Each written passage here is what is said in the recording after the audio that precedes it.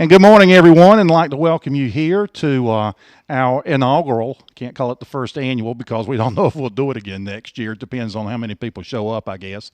But the inaugural Columbus County Spring Sports Coaches Interview Session, where we give a little bit of love to all the sports that are going on in Columbus County. I know the football coaches have a big one over in Fairmont, or have the past several years, but we decided that people might be interested in what some of the other sports coaches had to say, and we also give the coaches an opportunity to bring a player if they'd like to. So, without any further ado, and I know that at least a couple of you in here have bigger fish to fry a little bit later on today, so you'll want to get out of here.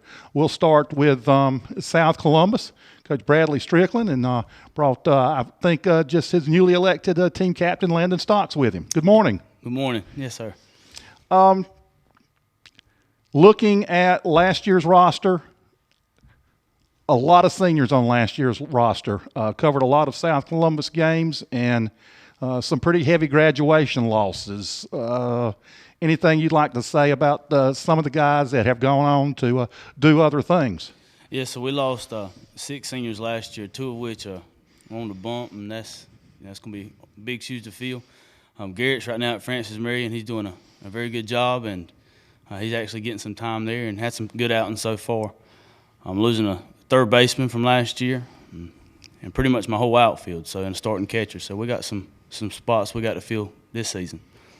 What's it looking like pitching-wise? I mean, you know, you more so than anyone else, maybe definitely in the county, maybe in the conference, probably lost more of your innings pitched last year than anyone else. I know you got Devin Penny, left-hander, that has had some innings for you in the past. Who are you looking at as far as pitching-wise? Well, Devin definitely. He was my number 3 last year, and he's going to definitely be one of the go-to guys this year. Anytime he steps on mound, it's going to be, give me all you got. But we'll pitch by committee with a new rule. We're going to have to get more guys pitching and more guys in spots like that. Atlanta's going to do some pitching for us this year and play short. We'll have Jay Wright. He'll be pitching a little bit for us and playing second. Harrison Gore, he'll be kind of utility guy. He'll be pitching, playing short and second. And Robbie Spencer, he played right for me last year. He's going to be moving around, playing some different spots this year. So we're going to pitch by committee every ball game this year. How are you behind the plate? Because you're using some inexperienced pitching at the varsity level, so it's important to have somebody behind the plate to handle those guys. Yes, Riley Wilson, he's going to be crowned, I guess, our starting catcher this year. He got a few innings last year, got some time last year, and he won't be new behind the plate. I mean, so he's had some experience, and he knows what I expect and what's got to be done in order for us to be successful. But he'll be behind the plate this year, and he'll be the guy in charge of keeping pitchers in line. So. Let me ask Landon this question, shift the microphone around. Landon, you were a member of a Stallion team last year that progressed farther, I think, than any Stallion team in history had in the playoffs, and made it up to Edenton, where I cut the lights out on you at the end of the ball game and got screamed at. But does that kind of help set the bar for Stallion baseball now that you've had a taste for that's what you want to get back to, that level? Yeah, it sets the bar kind of high because we want to get to that level, if not even further this year. And that's where I want to be at and try my hardest and try to lead the team in the right way. We were talking about you being elected the captain. Mm-hmm. What do you feel your responsibilities as a captain are, especially with the number of seniors that were lost last year as far as your leadership role goes? Well, all the seniors got to step up, and everybody really has to step up. And I'm just going to try to lead everybody and encourage them, pick them up when they're down, and just help everybody out. He mentioned you as possibly doing some pitching this year. Do you enjoy pitching, or had you rather just play shortstop all the time? I mean, yeah, I enjoy pitching. I really ain't the type of pitcher that gets real nervous when I pitch, so I just go up there and do my thing and just pitch the baseball. What do you enjoy most about playing baseball? Well, I've been doing it since I was 5. I just love it. It's just about the competitive and competition of it. Cool. Let me go back to Coach Strickland a minute. You were talking about several different players, your middle infielders. I know you've got Landon J. Wright that were a strong combination up the middle for you last year, but also you're talking about using them as pitchers. Does that concern you any at all that you're breaking up that infield combination some because you've got to find pitching from somewhere else? It does. Anytime you move two guys that's been playing together and you put somebody, they got the gel. Right? Landon and Jay been playing together a long time. They know kind of. You always want players to communicate and talk. But if Jay's going to flip a ball, Jay knows that Landon's going to flip it. If he's going to throw it, Jay knows Landon's going to throw it. So anytime you put somebody new in the mix, there's always that part that scares you. So they got to communicate more, and that's what we've been focusing on a lot in the fall and in the winter is communication on everything we're doing. So it does. There's a little question mark there, but it's what we got to do. So. And that's why you're working now, right? That's why we're working on it. There you go. All right, let's slide over here to Coach Jason Jones, West Columbus High School. Coach Jones in his first year as the varsity baseball coach, but certainly no stranger to West Columbus baseball, has served as the junior varsity coach and been there as athletic director, so just knows all the ins and outs of what's going on at West Columbus. Coach, looking down the list, Osley Johnson, Madison Benton, Marvin Edge, Brandon Merritt, Trey Benton, all losses from last year's teams. A lot of names that people recognize that played key roles for the Vikings. But when you get down the list, there are a number of players that are returning that have a lot of experience for West Columbus as well. Yeah, we obviously had some huge losses there. I think the majority of everything that you just mentioned was a starter, at least for the majority of the season. Osley did a heck of a job in non-conference games last year. Trey did what Trey does. He's gone on now, playing at East Carolina. He's down at Ole Miss this weekend, so hopefully things go well for him down there. And Brandon's gone on to Lewisburg. Getting the opportunity to play at Lewisburg, a top-tier program, JUCO program that out there in the country, recognized all over the country. So, those guys are very difficult to replace. But what we do have coming back from last year's team is very skilled. We've been going through things going back to December, and I'm very pleased with where we're at right now. The biggest question I have is loaded the schedule up, and I have at least one arm that's down right now. Marco Torres, he still hasn't been cleared medically from the knee injury in football, and that's unfortunate. He could give us some very valuable innings, especially early on. So we've looked kind of like Coach Strickland said, in every direction for guys that can throw. You'll see Dawson Elliott on the mound at some point this year. You'll see Gage Hammond's probably on the mound for an inning or so here or there. And both those guys pitched for me before in JV, right. and the thing that you're going to get when the two of them go out there, especially Dawson, you're going to get a bulldog on the mound. I mean, there's nobody he's not going to fear anybody when he steps on the mound. He's going to go out there and try to do whatever he can do to get us out of that inning as quickly as possible. C.J. Coleman back this year? Yes, sir. And I thought last year he was probably one of the more underappreciated pitchers in the county with the performances I saw him.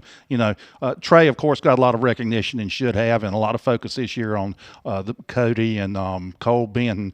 But C.J. provided you with a lot of good innings, so he should be someone that you can count on a lot this year. Well, I hope he's ready for it because we're going to lean on him. And he knows that already.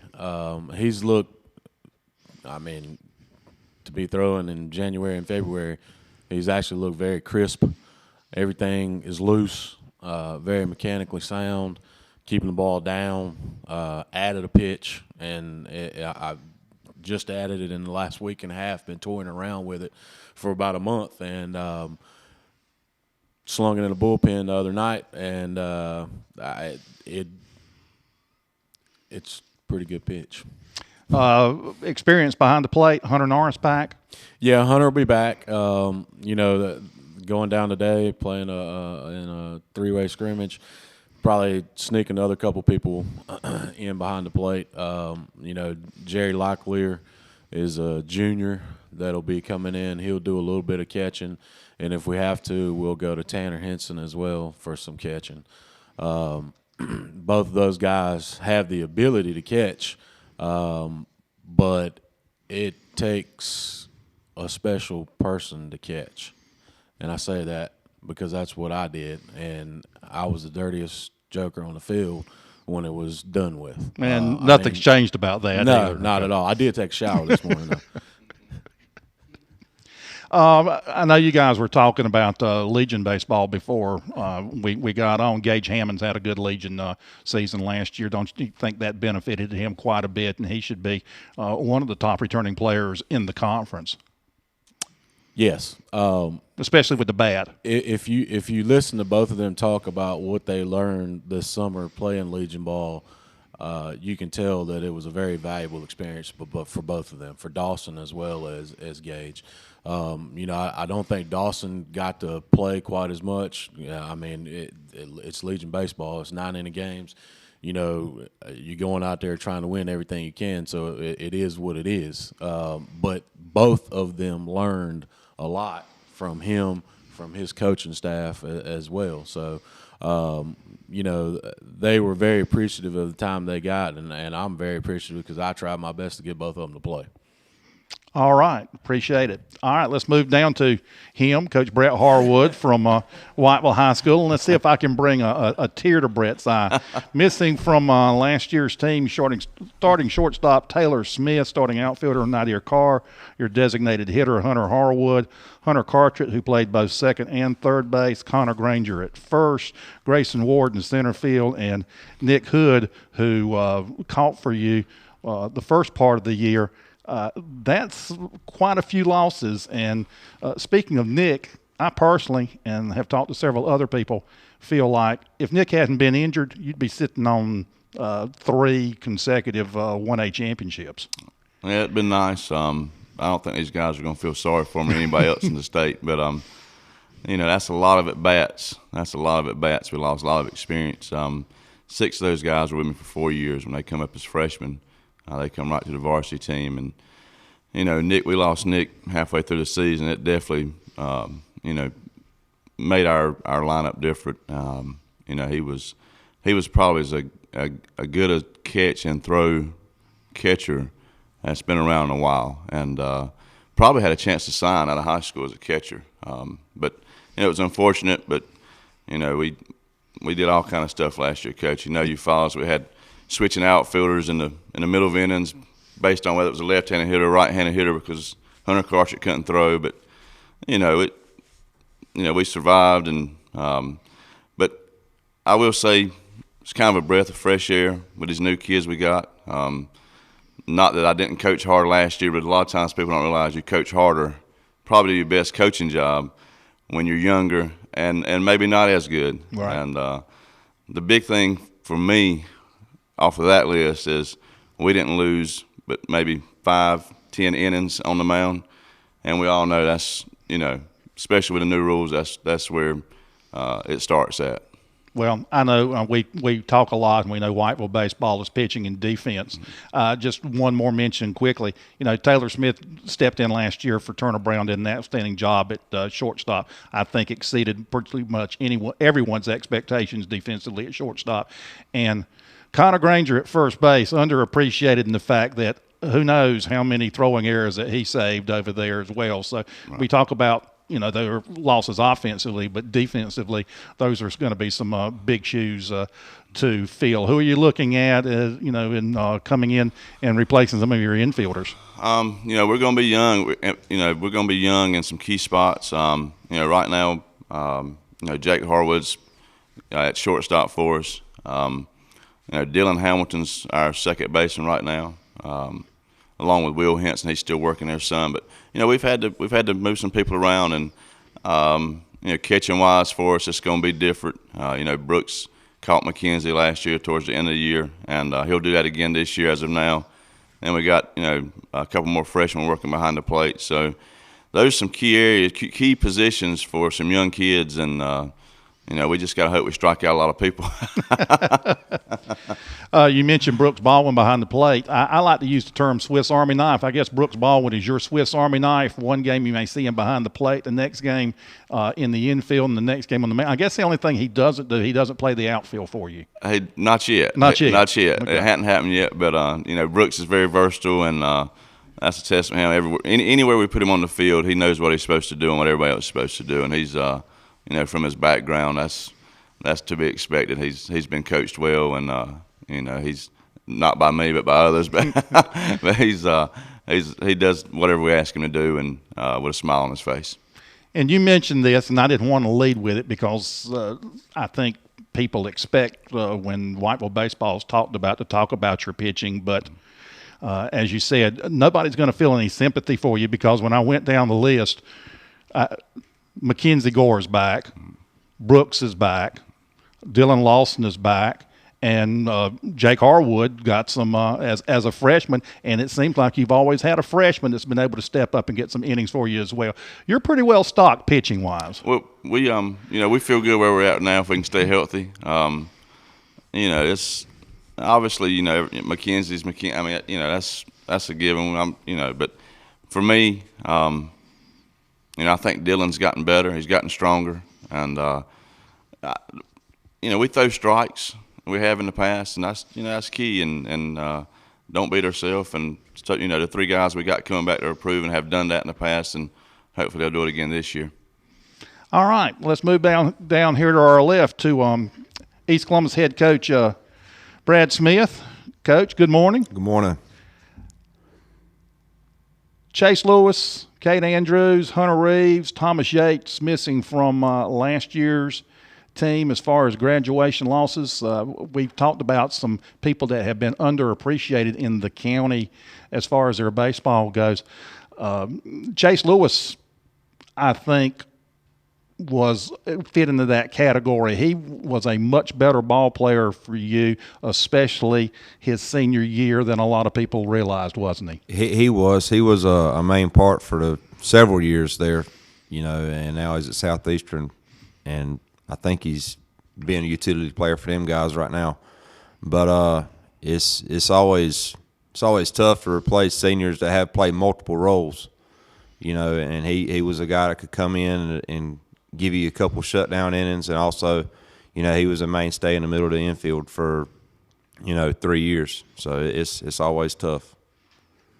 I felt last year, the playoffs have 64 teams, and it's overall record that gets you in, and you are somewhat handicapped because of the conference that you're in. I felt very much like there were at least 32 1A teams in the playoffs that if you had Traven Squires on the mound in a one-game situation with them, you could have beaten at least half the teams that made the 1A playoffs. You're just somewhat handicapped by the fact that you're in a conference with these guys and some strong teams from Robeson County. And even though you were better last year and can be better again this year, sometimes the record does not reflect that the program is improving. You're right, and we did. We've made steps over the past several years, and we're continuing to work hard, and the guys are working hard. They want to make the playoffs. And last year I did feel like we were possibly a playoff contending team, and hopefully this year we can take care of a few of those games that was borderline for us, where we left a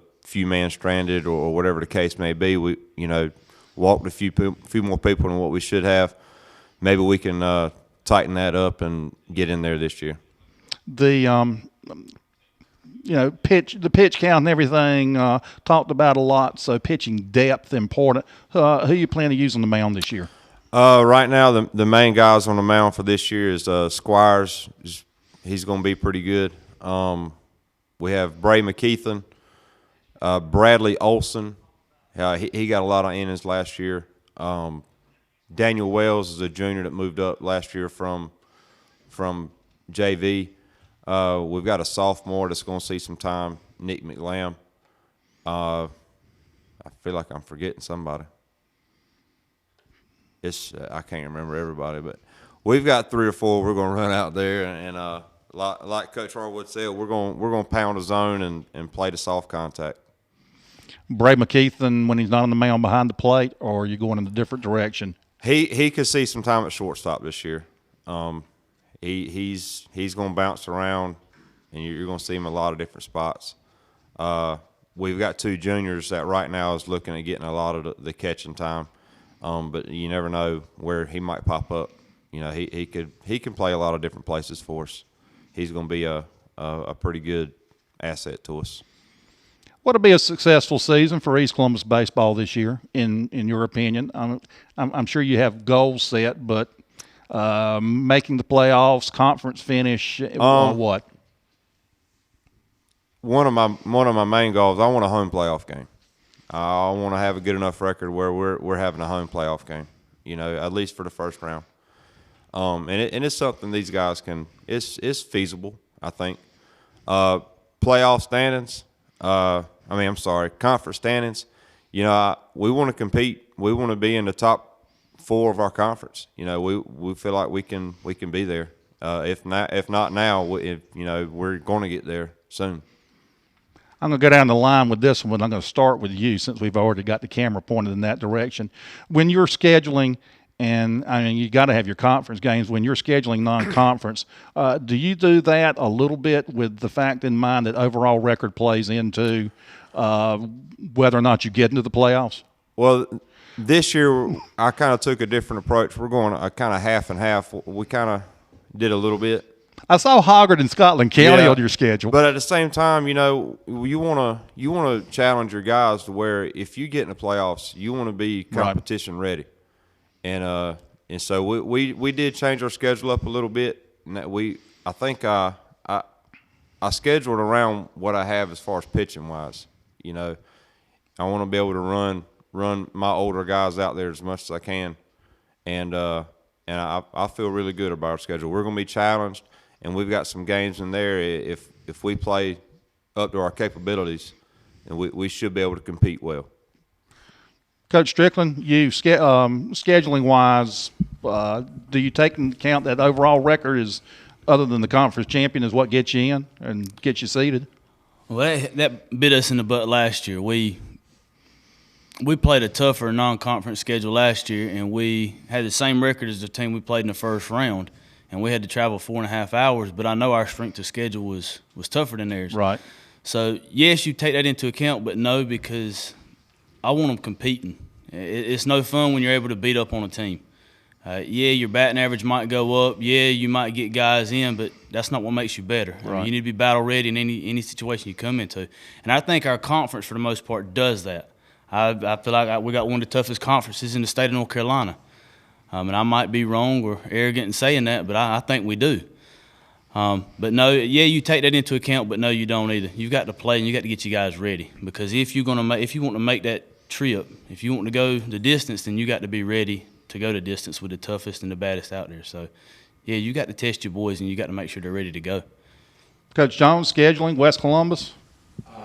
I've always been one. I mean, if you look back at the football schedules that I put together, my personal feelings about it is you play anybody that calls and says they want to play, and if they're the best team in the state or if they're the worst team in the state. I don't get a lot of the worst teams in the states, especially over there. So, we don't have any non-conference super heavy hitters or anything like that. We don't have any New Hanovers. We don't have any Scotlands, Richmonds, anybody like that. But, it definitely wasn't on purpose. If they call, we'll play. And Coach Harwood, I looked at your schedule, and all you've got are cupcakes non-conference, it looks like. Coach, I think these guys set my schedule up. I don't know. I think what you've run into the past 2 or 3 years is simply you have to find somebody that will play you. It's been different. I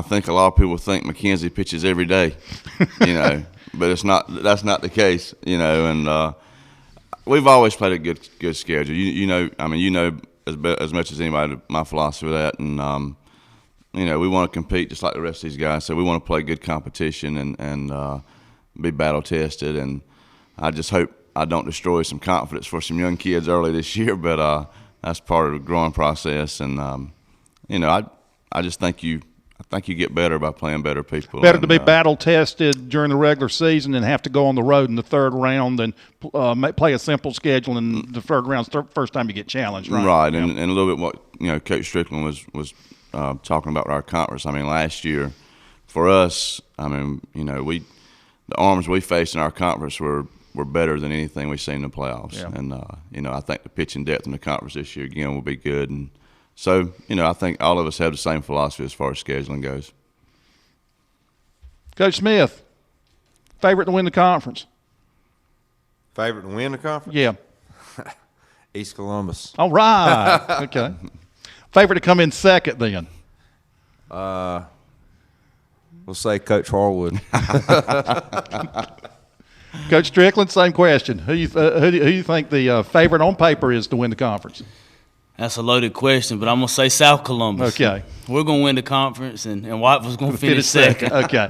I understand where all you guys are going with this. So, Coach Jones, I'm not going to ask you who's going to win. I'm going to ask you who's going to finish second. I'll follow suit with those guys. That's definitely our goal is to win the conference, and just sitting in this room, any team can win it. So, I guess Coach Harwood, finish second. you can't say you're going to win and you're going to finish Sounds second like it's going to be a too. three-way tie between those guys for first place. And it's really hard to tell because there are so many unknowns about. I want to throw a name out there: St. Paul's. St. Paul's is the biggest improvement in the state last year, and got virtually everybody coming back. And with open enrollment in Robinson County, who knows what they may have even more this year. I think every one of you would agree that you'll see them as one of the contenders, right? Absolutely. Okay. Final thing, and then I'll let you guys go. Like I said, we moved this one up a little bit because I know that Whiteville and West Columbus are both involved in scrimmages today. A lot has been said about the pitch count rule. A lot has been talked about the new ejection policy, and I've written a whole lot about it. Not going to go into a lot of detail with it, but my personal feelings are I don't see where it's going to have a tremendous effect on what you guys do. I mean, you're going to have to monitor your pitching some more, and a couple of you may need to have a get-back coach to kind of steer you to that midpoint between the baselines when you start out towards home plate after the umpire. But from what I see, it's kind of going to be same old. Brad? Yeah, I think the only thing I'm gonna do is I'm gonna draw a line on my field to say, "Hey, coach, don't go past this line," and just wait for them to come to you. Right. When it first came out, it was kind of scary. Everybody's, "Oh man, a pitch count. This is going to totally screw us up." No, because if you're doing things the right way, you're already governing your guys, and you know your guys well enough to know what their limits are, and you're going to look out for the well-being. And these guys in here, they do a good job of that. They've all had really good arms to move on to the next level, and going to the next level. And they're not coming out banged up or with arm surgery or anything else. So everybody here has done a pretty good job and always has. Coach Strickland, any concerns about either one of the new rules?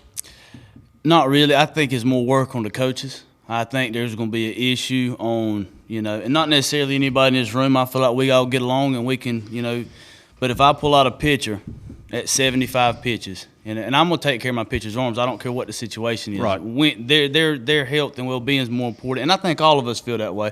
Our players' health and well-being is more important than any win or loss.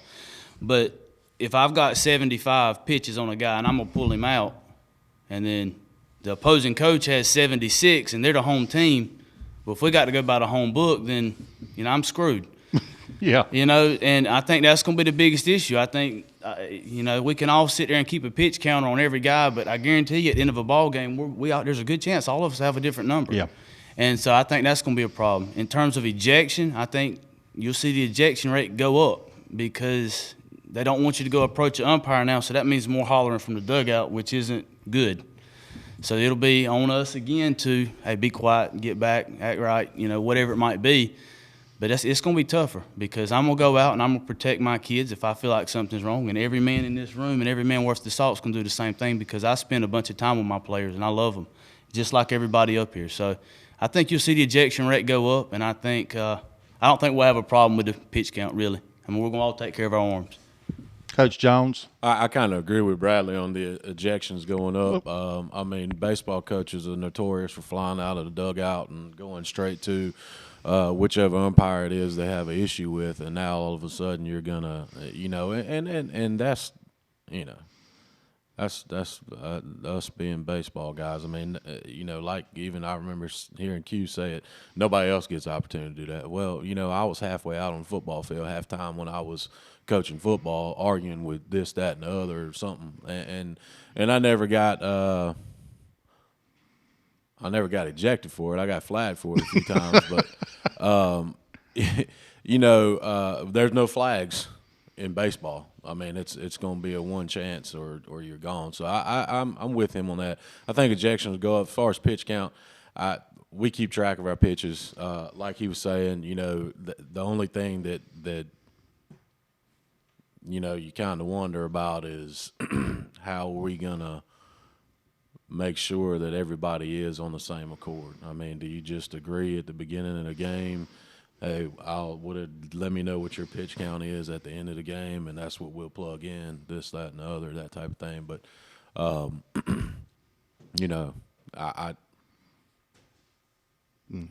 don't really like the rule. I don't have a problem against it. But like I told you before, 14-year-old kid that throws 75 versus a 18-year-old kid that throws 75. It's a big difference in those two kids, and each kid's going to be different. That 18-year-old throws 75 can probably throw every day. If he can throw it in a Dixie cup, use him. Mm-hmm. I mean, it is what it is. Coach Harwood, I know you're genetically disposed to confrontations with the umpire. You come by that honestly in your DNA, but serious. Well, that was somewhat serious. Any concerns about either one of the rules? No, I mean, really, the pitch count doesn't concern me. I mean, all of us guys have, and I haven't seen it abused. I haven't seen pitchers abused, from any of us, and we take care of our arms, and the biggest thing is what all these guys said. The discrepancy of numbers, and to be honest, Coach, during the game, I got enough to worry about and trying to count those guys' pitches. I really do. I probably won't. I'm probably not going to count your pitches. I'm going to tell you that right now, because I don't care. That's your team. You do what you want to do with them. As far as the ejection rule, or the new rule, we got to go to the X and ask for permission to talk, and maybe we need a side judge in baseball where they sit in our dugout now and we can relay messages from him. Football does have a side judge, I think. So, I think it's just that's not baseball. That's treating us like babies, and hey, they had a rule. I've been confined and I've been ejected, and they both worked fine before now. Okay. We're going to stay on this side. We're going to go from right to left to end this up and just give you an opportunity, final comments that you'd like to say. And I'm looking forward to a really good baseball season. I've just finished putting together our broadcast schedule. We're looking at doing somewhere between 20 and 24 high school games involving all of you guys, and just looking forward to it. And just Brett, anything that you'd like to say to finish this up, and we'll go back in the other direction. Well, first, I want to thank you, Coach. I always do. You do a great job and covering baseball in Columbus County, all sports. But it's the first time I got to do this, and making me feel like I'm somebody, which I'm really not. So thank you. But I have a lot of passion for Columbus County baseball and what we do as a whole. Sometimes we get separated as Whiteville, and but for the most part, when kids leave here and go play, they're known from being from Columbus County, and what this is a hotbed area for baseball, and we work hard. All these guys work hard, and I'm proud. I grew up here, and I'm proud of the baseball and the baseball tradition, not only at Whiteville but here in Columbus County, and I'm excited. I'm ready to go to North Brunswick today and play and see how bad we are. So I'm looking forward to that. But I good luck to all you guys. I hope that we represent Columbus County well, Whiteville well, except when you guys play us. All right, Jason. I'd like to second what he said and thanking you guys, both you and Kelly sitting back there behind the camera. You guys do a tremendous amount of work throughout the entire year covering different sports. So, and then, just looking forward to the season. First season, head baseball coach, inherited a program that knows how to work and has a lot of skill in it. So, hopefully we can continue what we were doing and try to improve a little bit, try to get a little bit better each and every day. Keep on rolling. All right. Coach Strickland, since this is the last time I'll be able to interview you, since you consider me the kiss of death. Well, there's a lot of superstitions in baseball, and there's just you don't look gift horse in the mouth, and you do the same thing all the time. So, but I've enjoyed it and I appreciate it. And I want to thank both of y'all for your time. As coaches, we put a lot of time in. With y'all covering our games, you put a lot of time in that people don't know about. So I appreciate that, and I speak for all of us when I say that. And I piggyback on them. I played for Coach Harwood. I played with Coach Smith. And I know Coach Jones. I ain't played with him or anything else, but it means a lot whenever you see a kid from this area go on and play at the next level. It means a lot to me whenever we're watching the brackets and you seeing teams from the county moving through the bracket. Every time I'm going to pull against Whiteville, that's just what I'm supposed to do, when we're playing and everything else. But whenever he's making a run for it in the playoffs, I'm on that Whiteville bandwagon. I am, because I think the world of him, and I'm going to pull for him. Same thing with East Columbus or everything else. I'm always be on the opposite side for him. We're always going to be rivals. But at the end of the day, when he's playing somebody else, I'm going to be on his bandwagon, and same thing with Coach Jones. So I wish all of y'all the best of luck throughout the season, and I thank you for your time today. Okay, thank you. And last and not least. Yeah. Just to echo what Brett said, man, you almost make me feel like I'm in the BB&T Jamboree or something like that, man. I'm up here. Well, that was the purpose of the whole thing. But y'all do a great job, broadcasting what we do. And like you said, during basketball season, man, you got one of your basketball games, you had like 9,000 views. Actually, ended up over 14,000, actually, yeah. Yeah, and that's great, man. Because we've got people all over, and you're just promoting what we do. But just like what everybody said, we're egging to go, man. It's we've been working for quite a while now, and this is time to see the fruits of our labor, I guess you could say. And to echo what they said, Columbus County has always put out a pretty good product on baseball fields in order to compete and move players on to the next level. And it always, and I'm a product of that, and a lot of people here are, and it does me good the same way as what they do is see these kids move on and compete at the next level and become good young men, being good citizens and everything else. But we're excited and wish everybody luck. Well, thank everybody for giving up part of their Saturday morning to do this. I've enjoyed talking with you all the time, but I think this is a great thing for people to see and give baseball some of the exposure here that it certainly deserves in Columbus County, along with the rest of the sports that we're going to do today. So that's going to do it for our baseball segment, and we'll be back in a few minutes, and we'll get started with the softball coaches.